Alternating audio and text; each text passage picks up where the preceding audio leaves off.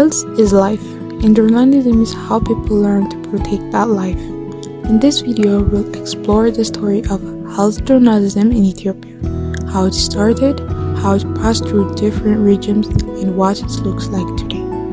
From the day of controlled media to the era of digital storytelling, this is a journey of voice, awareness, and change.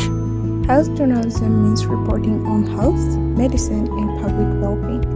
It helps citizens understand diseases, health systems, and their rights to inform and care. But in Ethiopia, health journalism didn't start as a clear profession. It slowly grew alongside the nation's changing media landscape. To understand where it is now, let's first go back to where it began. Health journalism through different regimes. To deeply understand health journalism in Ethiopia, we need to trace how it changed at their different political regimes. Because media freedom, state control, and health policy all intersect with how health journalism develops. The first one is the imperial era before the 1974. Under the imperial regime, media served as a voice of the state. Health information was top to down, what the government chose to share. The public had little access to independent reporting. ሰዎች ሲሰሩ የነበሩት በትንሽ ወረቀት ላይ በእጅ ዜና ይጽፋሉ። ዜና አሁን እንደምናውቀው ዜና አይደለም፣ ወሬ ነው። አቶ ከሌ እንዲሆነ እንዲህ ተደረገ፣ ሰዎች በሆነ ነገር በዶሮም ተጣልተው ተጋደሉ ወይም ታሰሩ ምናምን አይነት ነገር ትጻፋለች። ንጉስ ያደረጉት ነገር ይጻፋል። ያው እሱ ሁልጊዜ ቅድሚያ የሚሰጠው ስለሳቸው የግድ ማውራት አለብን ነው የሚባለው። እንኳን ወደ ኋላ አዲስ ዘመን በእሳቸው ጊዜ አዲስ ዘመን ተመሰረተ በኋላ እንኳን የንጉስ ዜና የግድ ጋዜጣው ላይ መኖር አለበት እና ምንም ቢሰሩ እንደው ተነፈሱም ቢሆን መጻፍ አለበት። During the time of Emperor Haile Selassie I, at the time media was limited, mainly government-controlled newspapers and radios. Health stories were often simple announcements, vaccination drives, hospital openings, or disease outbreak notice. There were no specialist health reporters, and journalists really questioned official sources. The focus was on informing, not investigating. The second one is the Derg region, 1974 to 1971. During the Derg era, Ethiopia became a socialist state. Media was nationalized. Independent private press did not exist. Journalists were expected to spread revolutionary messages and support national health campaign. In that sense, health journalism became a part of propaganda of development. Mass institutions, sensational drives, literacy, and health campaigns were widely publicized, but it was not free journalism. It lacked critical investigation or independent source. The constrained media environment meant that while some health awareness reached people, critical questions such as health system failure, data transparency, regional disparities were seldom asked or published. The third is the EPRDF era, 1991 to 2008.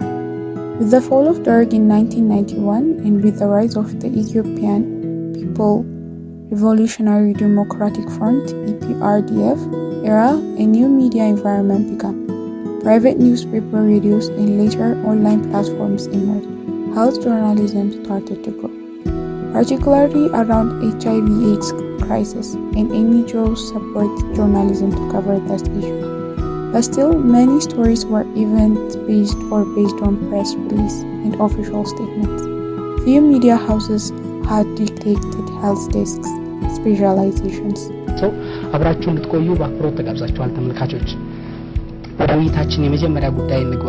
ቲቪና ኤችአይቪ ሊነጣጠሉ አይችሉም ወይም ተያያዥ ናቸው ይባላል። እንደው እስኪ ይሄንን ነገር መጀመሪያ ያላቸውን ተዛምዶ እንመልከት። ዶክተር ለርሶ ቅድሚያ ልስጥ። እሺ፣ አመሰግናለሁ።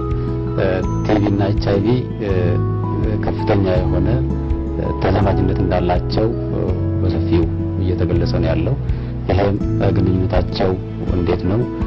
የኤችአይቪ በሽታ በዚህ ዓለም ላይ መከሰት ለቲቪ ስርጭት መባባስ በጣም ከፍተኛውን አስተዋጽኦ አለው፣ ከፍተኛው ድርሻ ይኖረዋል። ይህም የሆነበት አንደኛውና ዋነኛው ምክንያት እንደሚታወቀው የኤችአይቪ ቫይረስ የሰውነትን የበሽታ የመከላከል አቅም በማዳከም ለተለያዩ ተጓዳኝ በሽታዎች በማጋለጡ ነው። ስለዚህ የቲቢ በሽታ ደግሞ የሰውነት የመከላከል አቅም በተዳከመ ሁኔታ ላይ ከኢንፌክሽንነት ወደ በሽታነት የመቀየር እድሉ በጣም ከፍተኛ ነው የሚሆነው ማለት ነው። ስለዚህ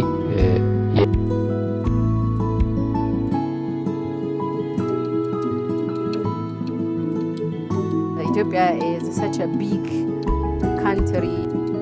A lot of efforts have been made, but now HIV is spreading more quickly in the rural areas where majority of Ethiopian people live.